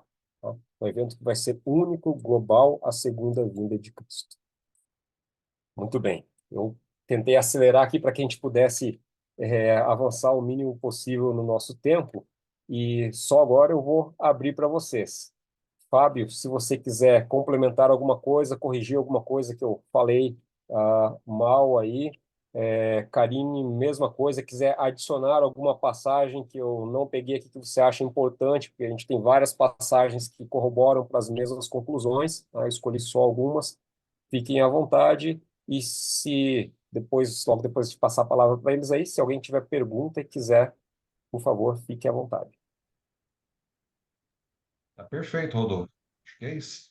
Deixar o povo perguntar mesmo. E aí, Rodolfo, pode falar. é, o que você está dizendo, que você começou falando que você ia dar a sua opinião, né? Isso. Então, quer dizer, na sua opinião, o anticristo é uma pessoa e não. Não, é um poder e não uma pessoa. Ah, tá. Não, então tá Tá? bom. Então É tá isso. bom. Então, o Então anticristo aí seria uma batalha entre o entre Estado, poderes. de poderes. Então, a Isso. política e É, contra é um a poder que é religiosidade. complicado. O anticristo ele é um poder que mistura política e religião. Isso, Essa é isso. a definição do anticristo, porque a gente mostra a gente vê que ele é colocado como rei e que ele tem autoridade também religiosa. Ele se coloca no lugar de Deus. Tá? Perfeito. Então, é uma batalha desse poder contra o cordeiro, contra o que seria a igreja não apostatada, contra o que seria o remanescente do povo de Deus. Tá? A Perfe- minha opinião é a mesma opinião que os reformadores tinham lá atrás, então eu sigo com eles. Tá? Eu sigo nessa linha aí, eu persevero ainda nessa. Perfeito. Pegar um gancho na pergunta da Silvana, que ela é muito importante nesse contexto do dispensacionalismo. A Bíblia nunca vai mencionar uma pessoa específica. Não. O que a Bíblia menciona e denuncia sempre são poderes, sistemas que se afastaram de Deus, né? Então, por exemplo, e aí que é o contraponto da interpretação dispensacionalista que está em desacordo com entre tudo que o Rodolfo mostrou, mas também com esse ponto. Então, por exemplo, o anticristo, muita gente falava que era Nero, né, jogando lá no passado, no preterismo. Mais próximo aqui, muita gente falou que era Napoleão Bonaparte, depois Hitler, depois Saddam Hussein, depois Osama Bin Laden, e sabe qual foi o último que foi chamado de anticristo? Barack Obama. Então, assim, por que não dá? Né? Primeiro que é um poder que une, como o Rodolfo falou, várias características, político, religioso, militar, dentro de um contexto. Então, a Bíblia nunca vai mencionar uma pessoa, ela denuncia sistemas, poderes, porque pessoas são possíveis de serem alcançadas pelo Evangelho, por mais que elas estejam em desacordo. Vou dar um exemplo: os discípulos, né? Zaqueu era um publicano, que era um traidor da nação judia e ladrão, e ainda vendeu a alma para Roma, né? Então, quer exemplo pior do que esse, né? Para um judeu, né? Entender isso. Então, o evangelho está disponível para todos. Por isso que a Bíblia nunca, nas interpretações, nunca vai ser uma pessoa, um nome, mas vai ser um sistema, um É muito poder. Podem importante. ter vários, né? Desculpa, Fábio, acho que você já tinha terminado Não, ali. fechou. É muito importante notar aí que uma pessoa pode estar vivendo dentro de um país com governo corrupto e aquela pessoa não ser corrupta, tá? E então, quando a gente fala do poder, a gente não está se referindo a pessoa nenhuma, a uma pessoa que vive lá dentro, nem nada. A gente está se referindo a um poder que ou seja, uma instituição que vai unir ali poder, que une o poder político com o poder religioso. O Rodolfo. próprio Papa, né? O Papa, ele sozinho ele não faz nada, não? Exatamente, tá? Por isso que, olha, dentro da própria Igreja Católica, existe atualmente uma divisão muito grande entre a chamada área libertária, que é a área que avança no que a gente chama de teologia da libertação, e a área e a ala conservadora. Para a ala conservadora, o Papa Francisco é o anticristo para grande parte deles, né? Então, muitos deles apontam, o Papa Francisco é o anticristo. Por quê? Porque ele é algum que representa a área, a ala libertária da igreja, tá? Mas o anticristo não é o Papa Francisco, é o poder papal, tá? Então, não é a pessoa, é o poder que está ali, ok? É interessante que na Igreja Católica tem muitos estudos escatológicos que chegam em conclusões aí que passam bem raspando nas conclusões protestantes. Muitas conclusões iguais existem lá dentro também, tá? Então a gente não precisa ter achar tão estranho, assim, algo tão diferente do que a Igreja Católica conclui, que hoje a gente tem alas que pensam de formas muito parecidas, tá? Um erro ali é apontar o Papa Francisco ou algum outro Papa que vai vir aí como sendo, porque na verdade é o poder que está fazendo isso, e não a pessoa que está lá. Rodolfo, Pode falar, Suzana. então, o que eu entendo pelo Messias dos judeus, eles dizem que ele tem que ter umas características próprias lá dentro do judaísmo, né? Dos Uhum. hebreus. É, tem que ser judeu, hebreu, seja o que for, e tem que ter tem que ter regras. Então, vamos pôr ele de lado. Ele não é nem a besta e nem o anticristo. Ele é uma pessoa que vai simplesmente atuar no final dos tempos. Mas o que se fala muito é que eu não sei se é a besta ou se é o anticristo, que ele vai reunir o mundo inteiro e trazer paz. Uhum, sim, os dois são a mesma pessoa. A besta é uma das formas de se referir ao anticristo na Bíblia.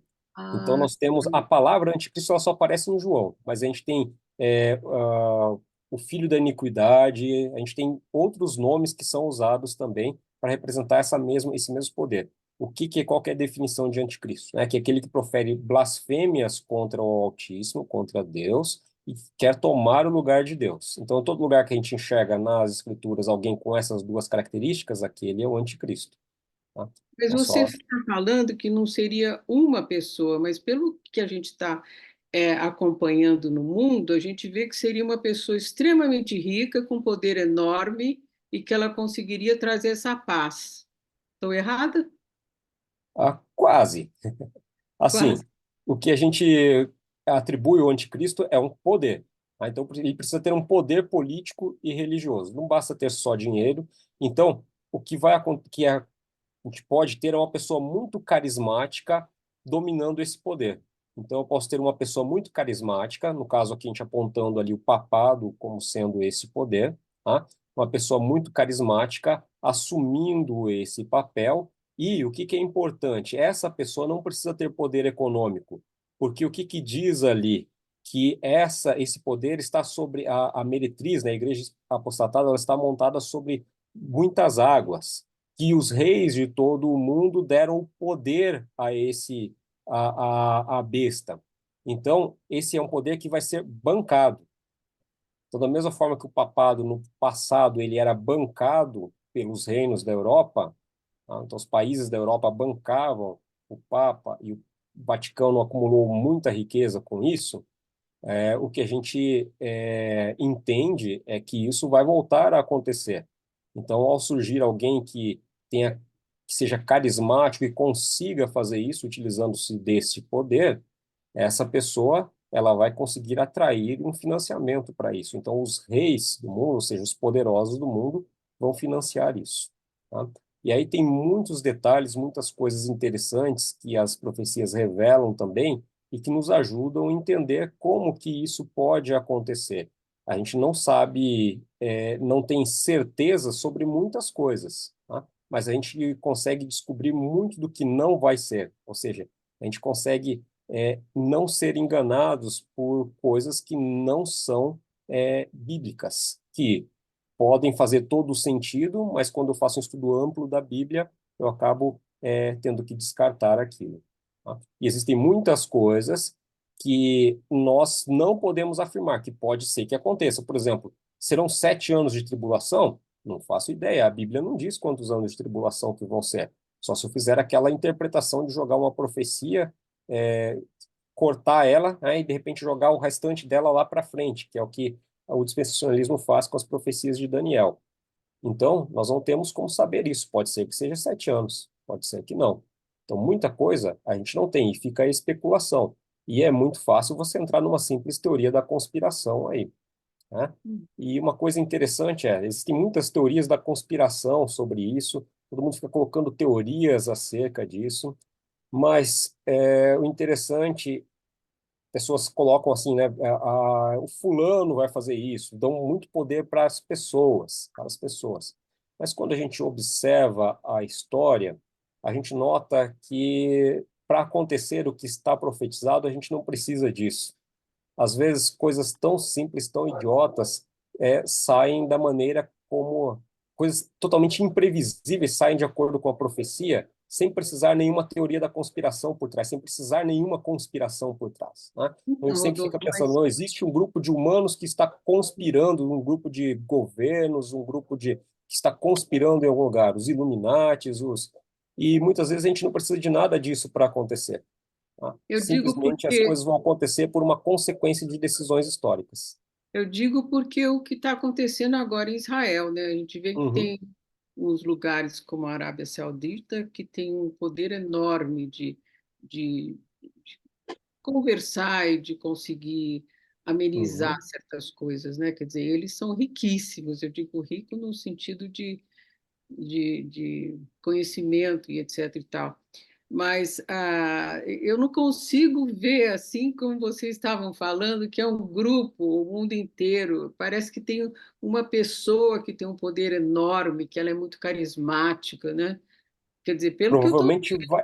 Provavelmente vai ter uma pessoa, tá? Agora, Mas o essa Papa pessoa, não é tão carismático assim, não, né? olha, esse Papa é bem mais carismático do que o anterior, né? Pensando em Ah, julgar o caráter dele por ver ele falando. mas é para o mundo para Pelo ele menos esse fazer. sorria, o outro É, nem sorria, né? é, Por isso que a gente não, que eu não posso dizer é esse Papa, é outro Papa, quem que vai ser, eu não sei, tá? O que que a gente Bom, além do anticristo, nós temos outros coadjuvantes que aparecem também no Apocalipse. Nós temos o chamado falso profeta, tá? Nós temos a besta, o falso profeta e qual que é o outro? Tinha mais uma. Ou Sabe seja, por quê, todos. Rodolfo? Hoje a Igreja Dragão, a Católica, ela besta e não o é falso tão profeta. forte. Hoje você vê muito mais evangélicos, né? Em tudo quanto é canto, você vê a Exatamente. força dos evangélicos é muito maior. Por isso que eu falo, o Papa não Exatamente. parece que tem tanto Então, carisma. Exatamente. não Tem que tem ter. uma pessoa, né, Suzana? Não tem. Mas É, é aí que é o interessante, né? Assim, aqui vai falar da besta, do falso profeta e do dragão. Então, tô falando de um grupo, né? E assim, o que é interessante é a contrafação. É, primeiro, assim, eu queria só colocar algumas coisas. Se eu estiver falando muita meleca, vocês me corrigem aí, Fábio e Rodolfo. Assim, a gente vê o quanto está no inconsciente coletivo a questão dessa guerra, né? Todos os filmes que a gente assiste são uma referência a essa guerra. Então, assim, ela não está longe de nós. Ela está, é como se dissesse no nosso inconsciente, já está ali impresso. Star Wars, né? É o filme que revela, sempre tem o bem contra o mal, o bem lutando contra o mal. Isso está impresso no nosso inconsciente. Não faz, vamos dizer assim, qual é a lógica que está por trás disso? Porque isso permeia tudo, permeia até o Tom e o Jerry, gente, até o Tom e o Jerry. Então, assim, a gente percebe, a Bíblia vai falar dessa guerra o tempo inteiro.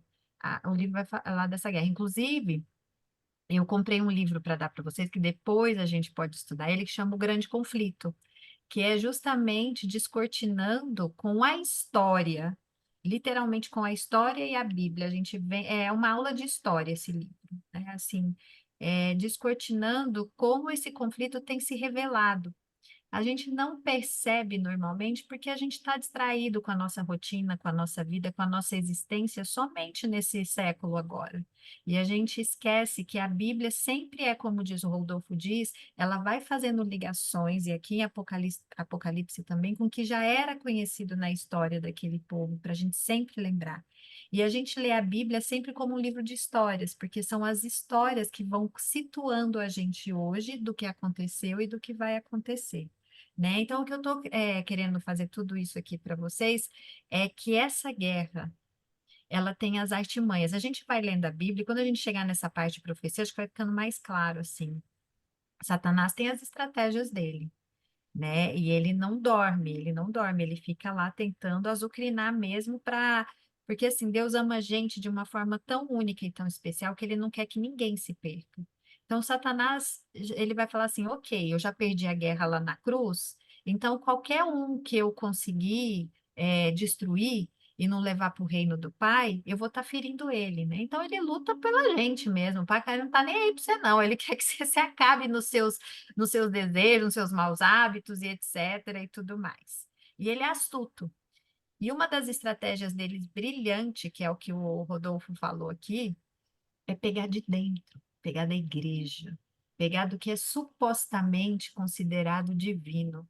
E é lá de dentro, é desse poder que vem da igreja, né? Assim, de tipo, ninguém. Por isso que todo mundo fala assim, nossa, mas na igreja que era para ter todo mundo santo. Ah, agora a gente já sabe. Satanás, ele vai colocar lá na igreja a sementinha dele. É astuto demais. E ele vai criar uma ideia de que parece que está certo, mas fala blasfêmia. Então, acho que assim, o mais importante da gente entender, e quando a gente entende na Bíblia, não está falando só do papado, está falando de qualquer poder que se diz no nome de Deus, mas que está falando blasfêmias. Aqui no texto fala assim, que o Rodolfo está falando no capítulo 16, no versículo 14, porque eles são espíritos de demônios, operadores de sinais. Então, assim, quando a gente junta isso com aquele versinho que o Rodolfo falou na semana passada, que eles vão dizer: Senhor, Senhor, a gente operou sinal, a gente fez coisa em teu nome, está falando desses sistemas religiosos que têm aparência de bem, que operam sinais, fazem cura, gente. Tem cura, né? Tem assim, tem imposição de mão, tem coisas que acontecem e que, na verdade, não vêm de Deus. são operadores, são espíritos de demônios. Então, o que a gente está falando aqui do anticristo, a gente está falando, guardem sempre isso, é algo que sai da igreja, tem uma aparência de que é certo, mas são espíritos de demônios. E eles estão ali se juntando nessa aparência para destruir literalmente o remanescente, que é esse povo que guarda os mandamentos e tem o testemunho de Jesus. Então, assim, é uma cilada. O Rodolfo está falando aqui é uma cilada, é uma pegadinha, tem aparência de santidade, não é? Então, tem muita religião, como você disse aí, Suzana, os evangélicos. Hoje tem muitos evangélicos que são operadores de sinais, mas têm espírito de demônio. Então, assim, tem que ficar atento, tá? Em todos os aspectos religiosos. E quando o Rodolfo diz, Deus não salva a igreja pelo nome. Ele salva pelo que tem, guarda os mandamentos e tem o testemunho de Jesus. Então, é isso que eu acho que fica para mim, assim, não sei se falei muita besteira, gente, mas eu acho que eu falei bonitinho. Não, perfeito, Karine. Olha, Só queria pôr mais um ponto aqui. Alguém viu? Só mais um ponto aqui, né? Dentro da pergunta e do questionamento legítimo da Suzana. Não, mas não tem congruência, não consegue, né, juntar esse povo todo para fazer alguma coisa assim. Quando a gente olha a base de crenças desses três grandes poderes que estão hoje no mundo, que é o espiritismo, né, a crença, e aqui sendo extremamente respeitoso com as pessoas. A gente não está falando de pessoas, a gente está falando de sistemas. Então, juntando o espiritismo com o cristianismo de um modo geral e juntando o catolicismo. Quais são os pontos de congruência que são fortíssimos? Imortalidade da alma, as três acreditam nisso, né? Catolicismo, o espiritismo e o protestantismo que se afasta da religião bíblica. A guarda do domingo, dá uma olhada. Em todos isso está presente.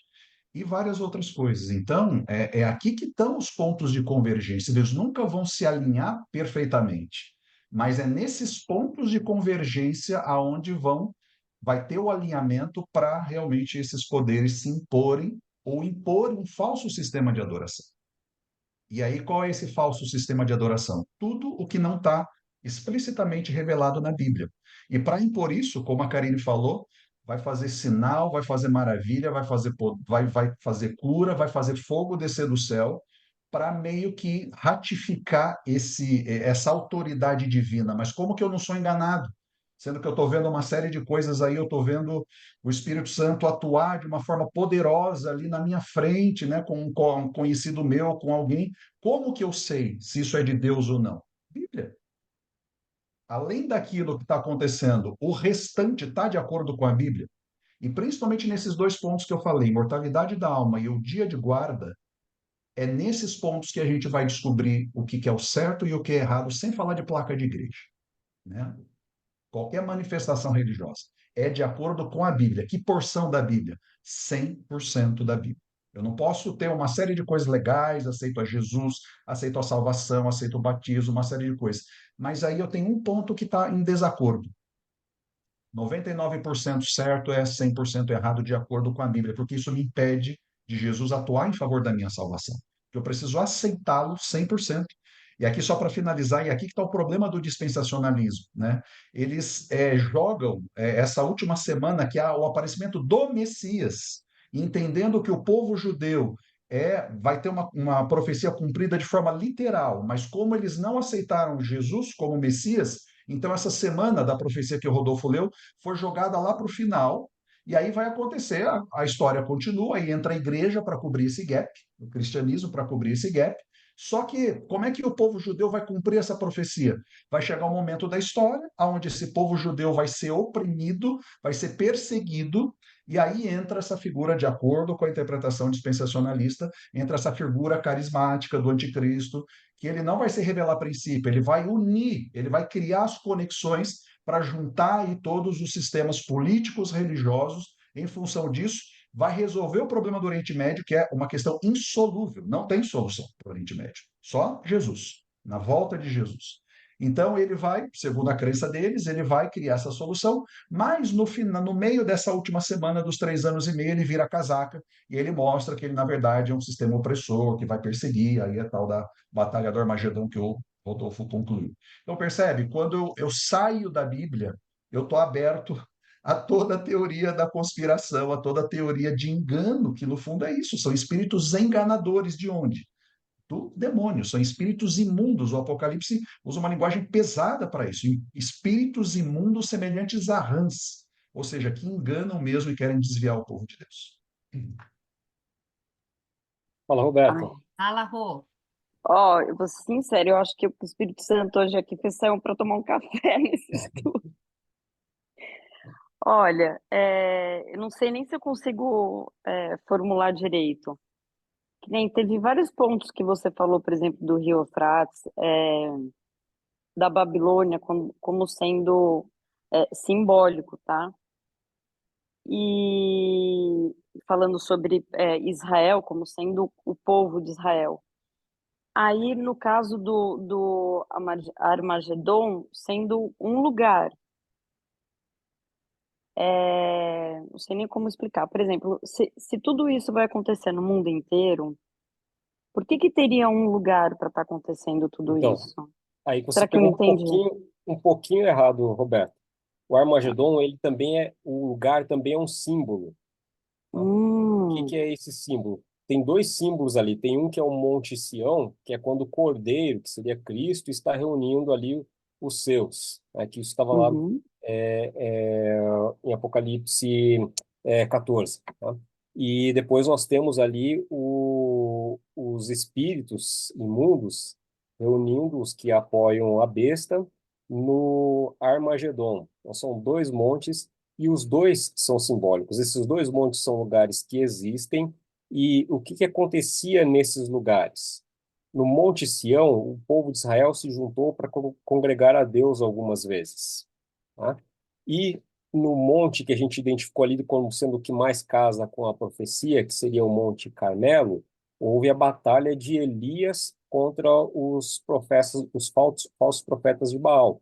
E é uhum, uma batalha novamente contra o falso cristianismo, seria contra os uhum, falsos profetas, tá?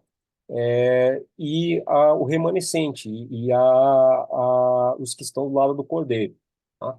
Então, essas correlações existem com o lugar físico. Então, a profecia ela usa um lugar físico, fazendo uma referência a algo no passado, para se referir a algo que é simbólico para a situação atual. Então, o que a gente entende ali como sendo o Armagedon, o lugar para se reunir os que vão atacar, seria debaixo dos lugares, ou seja, seria de qualquer maneira que possam se reunir junto com esses ideais. Tá? E no caso do Monte Sião também, da forma com que possam ser reunidos, mas eles vão se reunir sob os ideais do Cordeiro, sob o sangue do Cordeiro. Tá? Então é isso que a profecia quer dizer ali. Não que vai ser um lugar físico que eles vão se encontrar e vão se reunir lá. Não é um lugar físico. Usa-se o lugar físico para fazer essa referência. Tá? Tipo de coisa que aconteceu lá no passado, fisicamente, vai simbolizar o que vai acontecer agora, mas agora o Israel, né, o povo de Deus, está espalhado por aí. E uhum, quem está do lado da besta também está espalhado. Então a gente não tem essa separação, não é no contexto de um país, Israel. Tá? Então agora a gente tem ali, e quando a gente começa a associar os conhecimentos que a gente obtém a partir da igreja primitiva, ali com as epístolas de Paulo e tudo mais, acaba ficando bem claro isso. Acaba ficando muito claro a questão do Israel espiritual. Agora, uhum. o negócio se espalhou, se estendeu, né, desde a morte de Cristo, então a gente não está mais ali seguindo aquele plano que era feito, ou seja, o papel que Israel tinha no plano da redenção durou até ali. Tá? E agora nós temos um intercessor direto que é Cristo e os seus estão espalhados aí por toda a terra. Não sei se foi suficiente a explicação. Não, para 1% que eu entendi hoje, né? Na verdade, Isso que eu é a vou ser volta de sincera. Jesus, Roberta. É a volta de Jesus. O Armagedon é a volta de Jesus. É a última batalha Exatamente, entre o bem e é o mal. isso. Não, eu peguei uma parte aí, né? Tô citando Uhum, o Armagedon, na verdade, foi essa dúvida, o que era simbólico e o que era físico, né? uhum, Que nem, por exemplo, o Fábio falou, como é que você vai distinguir tudo isso? 100% da Bíblia, né? Mas existem todas essas interpretações que você falou de a fera assim, a fera assado, e, né? uhum. Às vezes o importante é a gente se pega nessas interpretações ou aquela coisa diária, me dê sabedoria, porque você vai acontecer no mundo inteiro e não é uma pessoa só. Então, a minha pergunta é: adianta a gente se apegar nessas interpretações ou Não. De entendeu? forma, de forma alguma, Roberta. A função das profecias é a seguinte: no estudo passado eu li um versículo lá que falava acerca de vigiar, tá? Que Cristo viria como um ladrão. A função das profecias é essa, é nos ajudar a vigiar. Então, eu estou Uhum, entendendo que algo está para acontecer. Eu estou uhum, entendendo que a volta de Cristo está para chegar. Essa é a função. Tá? Então, eu estou entendendo isso. É claro que elas vão nos ajudar em diversos aspectos aí, em relação a fortalecer a fé, ainda mais quando a gente olha, vê profecias que foram cumpridas ao longo da história. Tá? uhum, Mas o que Deus diz é que nós devemos vigiar para que não sejamos pegos de surpresa, não sejamos pegos nus, conforme a passagem que a gente leu também no estudo passado. Tá? Então, a grande função das profecias é essa. uhum, E eu me apegar a uma interpretação minha e assumir que aquela interpretação não vai haver nenhuma mudança é perigoso, porque toda vez que a gente relê as escrituras, eu, pelo menos pessoalmente, eu acabo é, encontrando coisas, uhum, vendo significados que eu não tinha enxergado ainda. Ou seja, eu não era amplo o suficiente o que eu tinha construído, tá, para que fizesse sentido. Então, um outro ponto-chave é, estudando profecias, entenda o contexto do texto e entenda se está de acordo com o que as escrituras como um todo dizem. Porque você uhum. pode estar dando uma interpretação para alguma coisa, mas que vai ficar em desacordo com o restante. Por isso que eu citei aqui algumas vezes, existem vários textos que fazem chegar àquela conclusão, não é um só texto. Tá? Uhum. Isso que é muito importante quando você está estudando profecia, tá? E a importância delas também é essa, de te ajudar a ficar vigiante, a vigiar. Eu só queria. Depois de hoje eu me Então, arrependi de não ter feito aquele curso do Fábio lá de Apocalipse. a gente vai Difícil, né? É trazer Calma. para difícil cá. Pois é, isso mesmo, daqui não? foi Porque, um nossa, super compacto e tem muita coisa lá para... muito difícil. Mas ele vai, depois ele vai fazer o aqui com a gente também. Claro, com prazer, com Suzana mandou prazer. a pergunta ali, o que é Israel, Israel espiritual?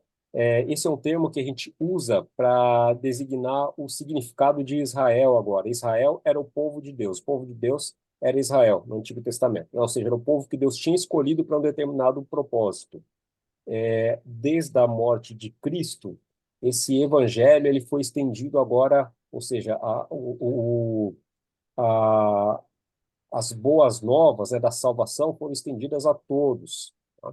O apóstolo Paulo foi um dos pioneiros ali a propagar isso para os chamados gentios, porque antes isso daqui era o povo de Israel não era proselitista, ele não saía fazendo propaganda daquilo, ele guardava os rituais e tudo mais. Tá? E agora, então, o povo de Deus não está mais ali dentro do povo de Israel. Aliás, Israel até parou de existir, deixou de existir como Estado. E o Israel que nós temos como Estado hoje não é o mesmo Estado de Israel que era a teocracia de antes, que era estabelecido por Deus. Tá? E então o povo de Deus é o que nós entendemos que é o Israel espiritual, ou seja, é quem está de acordo com a vontade de Deus. Que no passado Deus tinha escolhido um povo para isso, para carregar isso. Né? E agora nós temos um povo também, mas esse povo não está dentro de um país, de uma nação, igual esteve no passado. O Rodolfo Fábio tem aqui uma pergunta também, que o Rodolfo já até complementou. Em que sentido o cumprimento de profecias é importante para a nossa fé? Havendo profecias, o que acontece?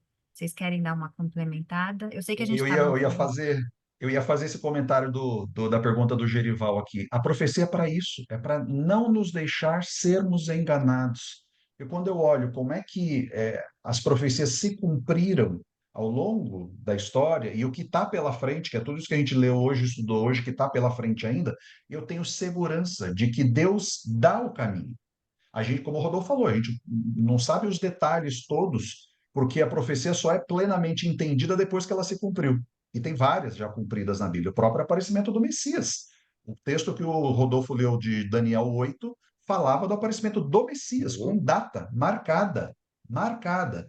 Tanto é que isso está até registrado nos evangelhos, quando Herodes recebe lá os magos do Oriente, ele fala: Eu vim adorar o Messias. Onde ele está? O que Herodes faz? Manda chamar lá os estudiosos, né, os sacerdotes, o povo lá, o pessoal que estudava, que ensinava a Bíblia, vê pela Bíblia onde que vai nascer o Messias, lá em Belém.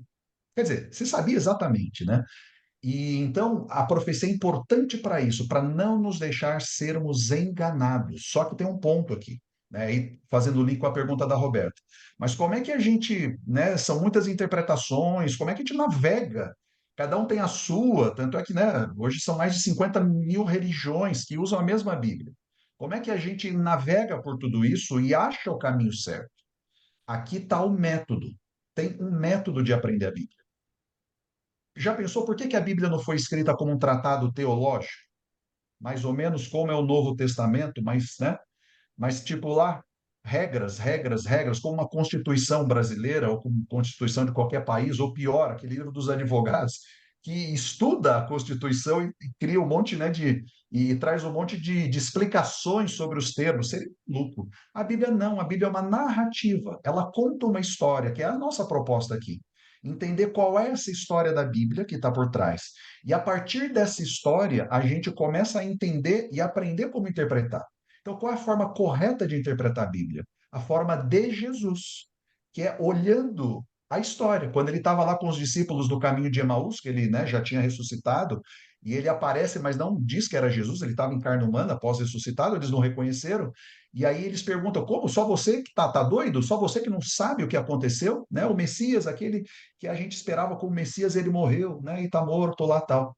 E aí o que o texto de Lucas diz? Que Jesus, partindo de Moisés, de onde é Moisés? Gênesis, desde a Torá, partindo de Moisés, seguindo pelos profetas, passando pelos salmos, ele cita até os salmos ali, importante, né? Até os cânticos, a poesia.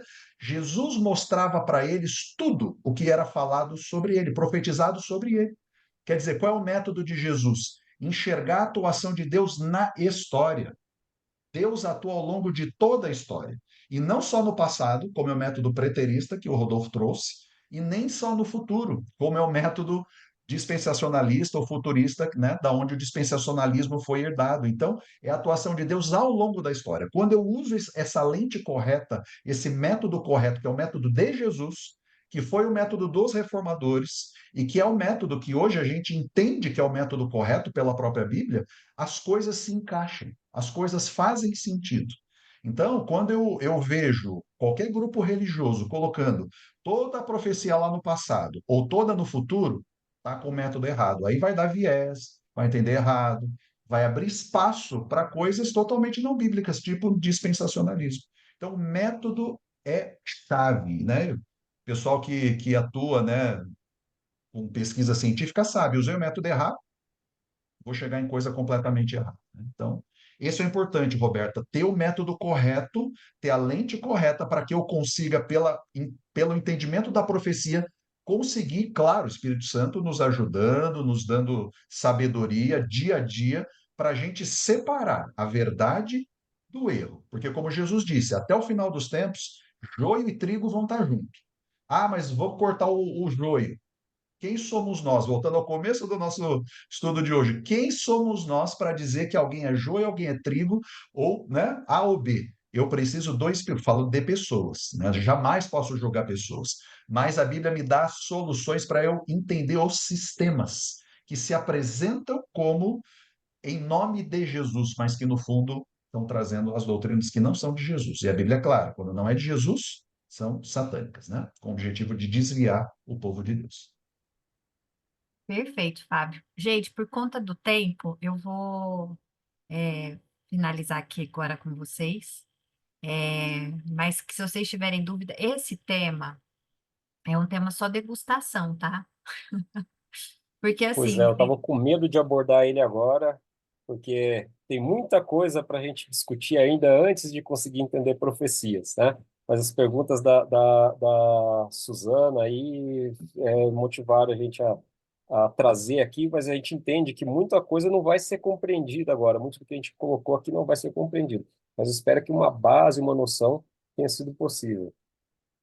mas ó, não, até para Roberta, fica tranquila, porque também tem muita coisa que o Rodolfo falou hoje que eu falei, gente, eu nunca tinha percebido isso. E fui fazendo links aqui, né?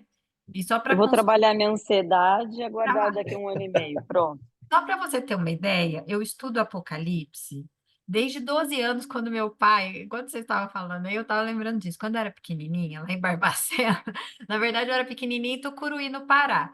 Meu pai me levava para fazer estudo do Apocalipse. E eu era passadora de slide. Sabe aquele, ele colocava o sonzinho, aí tinha o tit, aí eu tinha que apertar o botão para passar o slide. Então, assim, teve coisas. Desde os 12 anos eu escuto o papai fazendo o estudo do Apocalipse. Então, teve coisas que o Rodolfo falou, eu já falei, caíram escamas, igual a gente falou aqui, sempre vai ampliando a nossa compreensão. A análise dele do Apocalipse 16 fez muito sentido para mim. E tem coisas assim que eu não tinha visto. Eu falava, nossa, é mesmo. Ele até me deixou confuso uma hora. Então é normal. Apocalipse sempre tem que ser revisitado. E uma das coisas mais lindas que, enquanto vocês foram falando aí, eu lembrei que desde criança que eu estudo Apocalipse, né? Então, assim, as profecias vão, para gente que tem o conhecimento, as coisas vão acontecendo no mundo e você não se surpreende, você entende o que vai acontecer. E tem muita coisa que de criança eu vi acontecendo, por exemplo, a aproximação do Papa com os evangélicos. Gente, o Papa perseguiu os protestantes, eles tiveram que sair fugidos. E aí a gente vai vendo assim a história e a Bíblia falando, e aí você fala assim: ah, e agora eu entendi. Ah, é assim que está acontecendo. Você vai vendo se descortinar na tua frente. Então, você não fica, você sabe que você não está abandonado, que Deus é um Deus de amor, que sempre vai mostrar o que vai acontecer. E como diz o Rodolfo, a gente sabe que no final vai dar certo. E que Ele está conosco até o final dos dias, e que Ele vai guardar, não no sentido de retirar a gente da terra, mas que Ele vai proteger, que Ele está com a gente todos os dias. Então, que nós possamos andar do lado desse Deus amoroso, que em qualquer situação, boa, ruim, de mundo caindo, Armagedon, Ele está conosco sempre, né? E nos ama. Fábio, você faz uma oração para gente?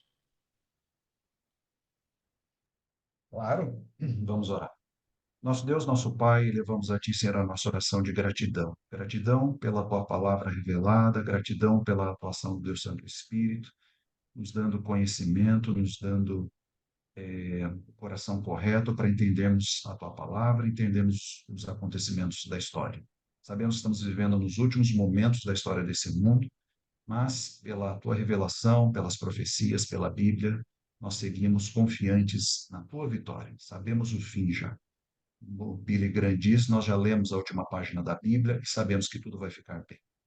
Que o Teu Santo Espírito continue nos usando, nos capacitando no entendimento da Tua palavra, que possamos dia a dia ir crescendo no entendimento, que principalmente o Teu Santo Espírito atue como a Bíblia assim o revela, escrevendo a Tua palavra nos nossos corações, porque isso sim nos dá segurança e conforto para todas as situações da nossa vida. Mesmo que não tenhamos uma vida de muitas emoções, de muitas tantas coisas sobrenaturais, mas que sabemos que o cristão que vive ao teu lado tem uma vida plena, uma vida de mais moderação, mais uma vida confiante na tua palavra e na tua direção. Guarda-nos no restante dessa semana e nos traga próximo estudo em paz e em segurança. Que te pedimos por Jesus. Amém. Amém. Amém, gente. Ah, Muito obrigada, viu, como sempre. Mandem as dúvidas, se surgir ao longo Obrigada da a todos. semana. aí. É, Rodolfo responderá a todas. Ah, só o Rodolfo vai responder e o Fábio. obrigada, pessoal, gente, um mais uma prazer. Obrigada. vez, Até o viu? próximo. Tchau, gente. Tchau, Tchau, tchau. obrigada. Gente, boa noite. Tchau, tchau.